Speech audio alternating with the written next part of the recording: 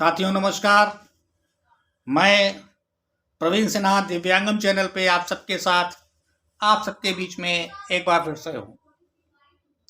साथियों, महीना तो फरवरी का आ गया है, मगर जितनी गर्मी राजनीति में है, मौसम में उतनी ही ज़्यादा ठंडक है। जी हाँ साथियों, इस सर्दी के मौसम में हम सभी लोग परेशान और पीड़ित हैं।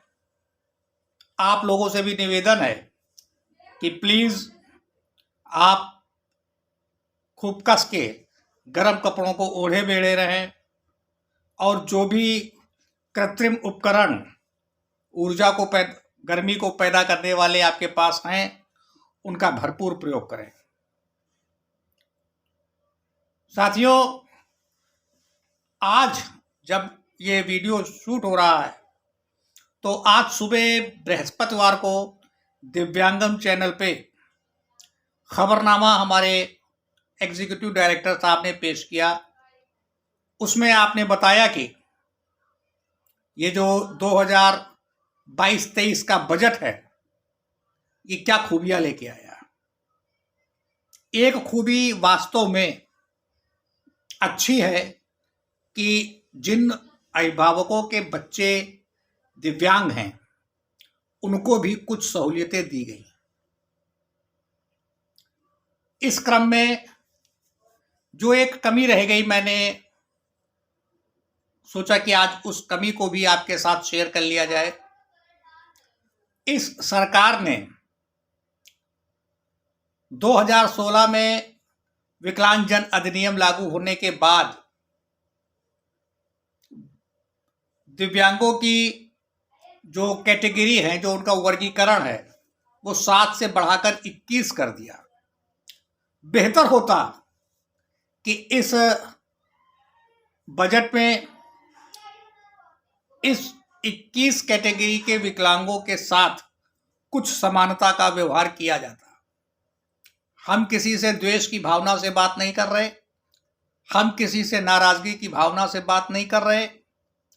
हम बात कर रहे हैं, एक दिव्यांग वर्ग को आप 2,500 रुपये पेंशन दे रहे हो और एक को आप 500 रुपये, जो बढ़ाकर आपने 1,000 कर दी है, आप दे रहे हो।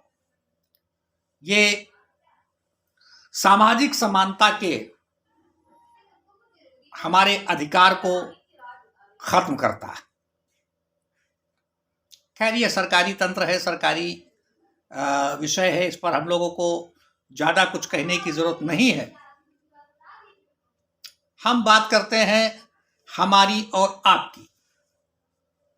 कुछ लोगों से जैसे बात कभी कभार होती है, एक बात की जाती कि भाई आपका उद्देश्य क्या है। हम निरुद्देश, जवाब आता है हम निरुद्देश हैं। हमारे पास कोई ऐसा गोल नहीं है, लक्ष्य नहीं है जिसकी प्राप्ति के लिए हम कह सके कि हम जी रहे हैं। बहुत गलत बात। स्थिति यह है, हमारे किसी एक कवि ने लिखा भी है, नर हो न निराश करो मन को, कुछ काम करो कुछ काम करो, जग में रहकर कुछ नाम करो, यह जन्म हुआ किस अर्थ अहो, समझो ये यूं ही व्यर्थ न हो, जग में रहकर कुछ काम करो। अमूमन होता क्या है, एक बच्चे का जन्म हुआ, एक निर्धारित अवस्था तक उसने खेला कूदा, एक निर्धारित अवस्था तक उसने पढ़ाई की, उसके बाद वो जीवन की जो दैनिक चर्या तो नहीं कहा जा सकता, लेकिन जीवन का जो एक रिसाइकिल सेट है, जो एक जीवन को जीने का एक तरीका सेट है, कि उसके उपरांत उसका वैवाहिक जीवन शुरू हो जाता है। फिर वही रोटी कपड़ा और मकान के दायरे में वो घिस के पिस के रह जाता है। ये सामाजिक मानक है, होना चाहिए। हमको जो हमारे 16 संस्कार हैं, उसमें एक विवाह संस्कार भी है। हमारे जो लड़के बच्चे होते हैं, उनका जीवन यापन की व्यवस्था भी हम ही को करना है, लेकिन ये हमारा मूल उद्देश्य नहीं। जीवन जो हमने पाया है वो हमारा उद्देश्य नहीं है, वो हमारा जीवन नहीं है, उससे हमारी कोई पहचान नहीं होती। हमने जीवन को कैसे जिया है, हमारी पहचान उससे होती है। अपने मानक को खड़ा करें, अपनी सोच को विस्तारित करें, आपके शब्दों में गहराई होनी चाहिए। अगर हम इन बातों को पूरा करते हैं तो हम कहते हैं कि हमने जीवन जिया। कैसे, जरा सोचिए।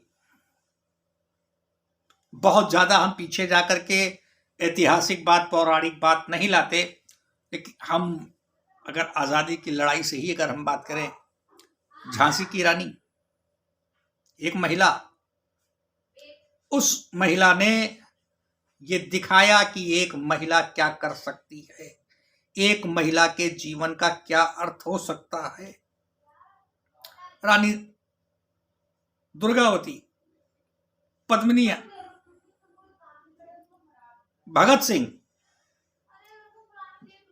उसके बाद आई है आजादी के बाद हमारे जितने भी एक से एक दिग्गज रत्न, सरदार पटेल, लाल बहादुर शास्त्री, इंदिरा गांधी, हमारे एपीजे अब्दुल कलाम, और हिंदुस्तान में तो केवल 2 शख्स ऐसे हुए कि जिनके नाम के आगे खुद ब खुद एक शब्द निकल जाता है, जी। शास्त्री जी और अटल जी।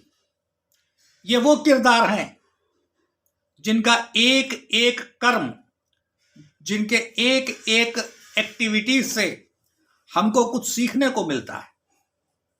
हम कुछ ऐसा करें, हम कुछ ऐसे बने कि लोग हमको भी सुने। कुछ पद चिन्हों पे चलते हैं और कुछ पद चिन्ह स्वयं बनाते हैं। हमारे सामने कई उदाहरण हैं, हम जिनके पद चिन्हों पे चलना चाहते हैं, हम जिनके पद चिन्हों पर चलने का प्रयास करते हैं, लेकिन हमको कुछ ऐसा करना चाहिए कि लोग कहें कि हमने भी कुछ पद चिन्ह बनाए हैं। क्या हुआ कि अगर आज हम ऐसा कुछ नहीं कर सकते कि हम अपने पैरों पे खुद खड़े होकर चले, क्या हुआ अगर ईश्वर ने हमको इस तरह बना दिया है कि हम कुछ देख नहीं सकते, हम कुछ बोल नहीं सकते, या कहीं भी ऐसी बात भी आती है कि हम बैठ के भी कुछ नहीं कर सकते। इन सब की काट करने का एक विश्व प्रसिद्ध उदाहरण है, एक नहीं, उदाहरण तो कई हैं, लेकिन विश्व प्रसिद्ध जो उदाहरण है प्रोफेसर हॉकिंस, जिन्होंने भौतिक युग की एक नई विधा को जन्म दिया। फ्रैंकलिन रूजवेल्ट दूसरे विश्व युद्ध में उस अमेरिकी सैनिक ने अपनी दोनों टांगें गंवा दी, उसके बाद भी उसने हिम्मत नहीं हारी। वो अमेरिका का राष्ट्रपति बना। अमेरिका के संविधान में एक इस बात का उल्लेख है कि कोई भी व्यक्ति मैक्सिमम 2 बार राष्ट्रपति बन सकता है, उसके बाद तीसरी बार नहीं। फ्रैंकलिन रूजवेल्ट लगातार 2 बार अमेरिका का राष्ट्रपति बना। ये उसका अपना किरदार था। रविंद्र जैन, जो प्रज्ञाचक्षु थे, देख नहीं सकते थे, लेकिन उन्होंने ऐसी ऐसी धुनें बनाई, ऐसे ऐसे गीत बनाए कि अच्छे अच्छे लोग उन धुनों पर नाचने के लिए मजबूर हैं। हम ज्यादा दूर क्यों जाएं, हम अपने बीच के ही लोगों को देखें।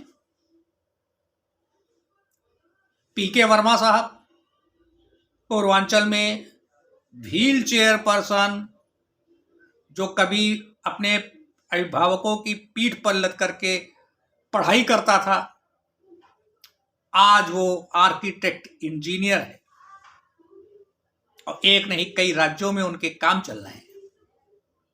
आज हम और आप जिस चैनल के माध्यम से एक दूसरे से रूबरू हो रहे हैं, एक दूसरे से बात करते हैं,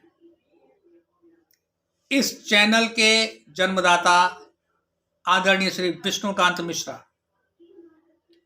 सीतापुर जनपद के एक छोटे से गांव में एक विकलांग बच्चा जो पैदा होता है, जिसके गांव में एक ट्यूबवेल आता है, गांव के सारे बच्चे दौड़ के वो ट्यूबवेल देखने जाते हैं और वो विकलांग बच्चा ट्यूबवेल देखने के लिए रोता है। क्यों? वो अपने झोपड़े से निकल के गांव के उस ट्यूबवेल तक नहीं पहुंच पाता,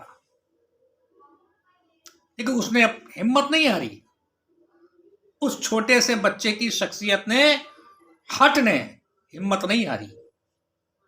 आज वो हम सबके लिए प्रेरणा के स्रोत बने हैं, आदरणीय विष्णुकांत मिश्रा।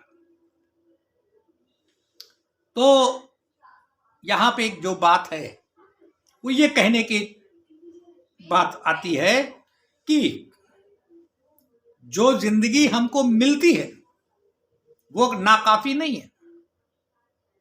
हम जिंदगी को कैसे जीते हैं, हमने जिंदगी के बारे में क्या सोचा, क्या अगर वो है कि अगर जन्म लिया है तो मरना तो है ही है, तो पड़े रहो। हमारे एक गणित के एक टीचर थे, अब तो बेचारे स्वर्गवासी हो गए।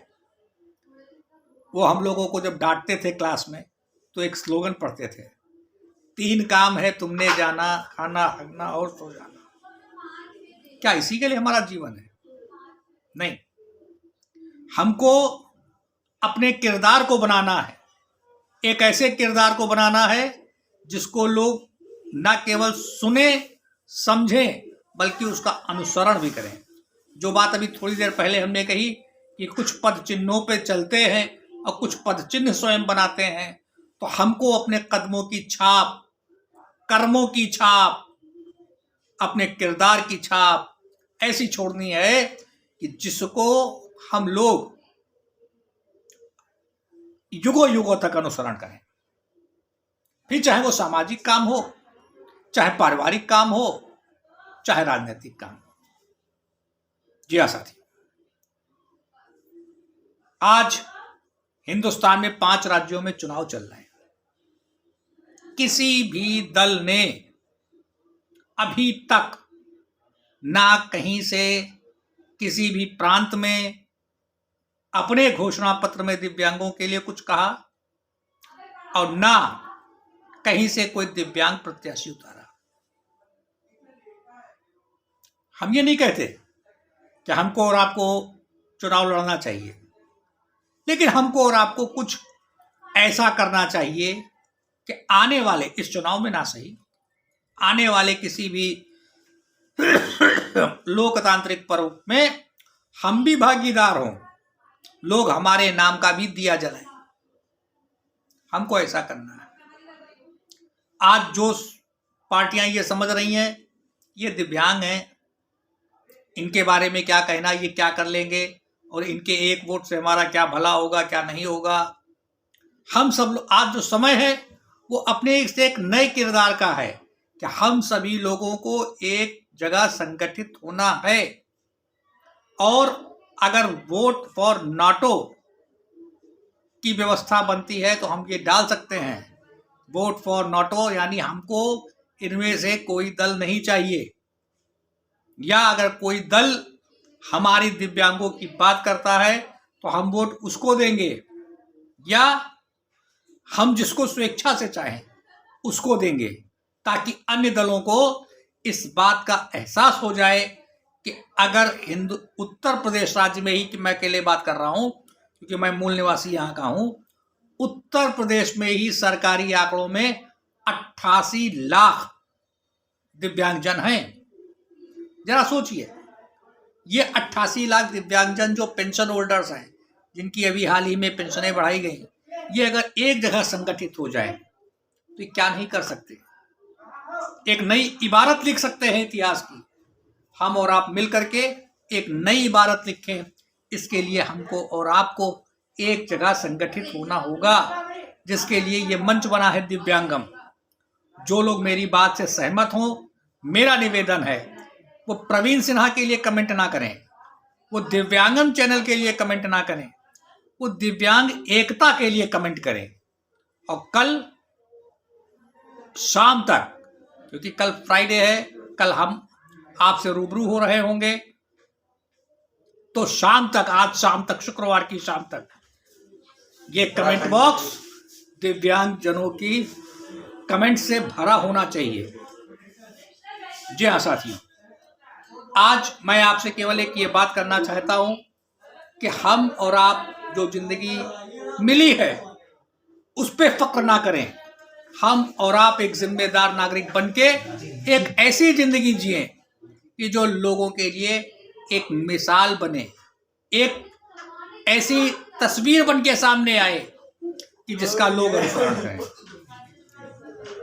मेरी इस बात को आप सभी लोग अनुसरण करें। जो मैंने आखिरी बात करी 88 लाख दिव्यांगजनों की, हम सब लोग एक साथ इकट्ठा हो जाएं। समय आ गया है देश को, प्रदेश को, सरकार को अपनी ताकत दिखाने का। हो सकता है उत्तर प्रदेश में भी कोई फ्रैंकलिन रूजवेल्ट सामने आ जाए, हो सकता है उत्तर प्रदेश में भी कोई एस जयपाल रेड्डी की तरह कोई नेता सामने आ जाए। इन्हीं बातों के साथ मैं आपसे आज विदा लेता हूं, इस उम्मीद के साथ कि आप आज के इस एकता भरे और प्रेरणादायी एपिसोड को अधिक से अधिक लोगों को शेयर करेंगे, अधिक से अधिक लोगों को सब्सक्राइब करने के लिए प्रेरित करेंगे।